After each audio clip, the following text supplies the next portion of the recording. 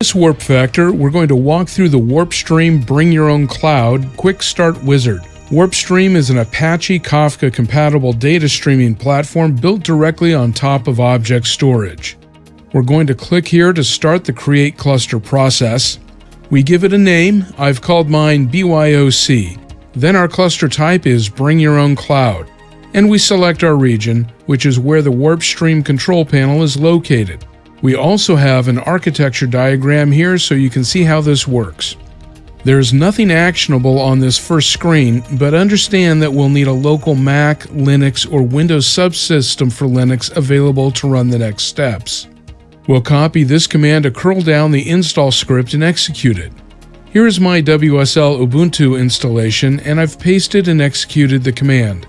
Now we're going to copy this first command into a terminal on the same laptop. This is a tutorial. If you were to do it for real, then you would use your cloud provider's object store. This next step isn't required, but just so you can see a couple of agents running, we're going to go ahead and do it. You can see the one we just started in the lower window. Now we see both agents running. I didn't show the terminal windows launching because there isn't much to look at. To connect to the agents I just launched, we need to copy and paste this export command into a third terminal window, as the other two are running the agents. Let's take a look at our cluster topology next. To do that, we'll copy the diagnose connection command and execute that. The command is issued and we see our broker details. In the background here, you can see my other two terminals that are running the agents. Now let's create a topic. Since WarpStream is a real-time system, it will display the topic here as soon as it's created. Issuing the create topic command in the terminal has generated our tutorial topic. WarpStream is now showing the tutorial topic with some basic stats, but it has no data, so let's add some. We'll copy-paste this console producer command, which will allow us to manually enter data into the topic. The number of records we enter will be reflected in this graph. So now we just type in some lines here to get the data in and go back to WarpStream. Here we see the growth in data in our graph. That's the end of this quick start tutorial.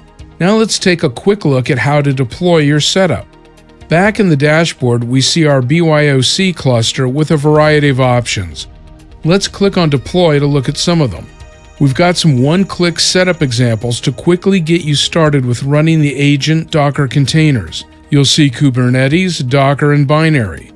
To add some frosting on the cake here, over under bucket name, we can give it a name and select the object store, which includes S3, GCS, Azure Blob Storage, S3 compatible, and file, and it will insert the data into the script over here on the left, as you can see in my example, making it even more convenient to copy and use these scripts.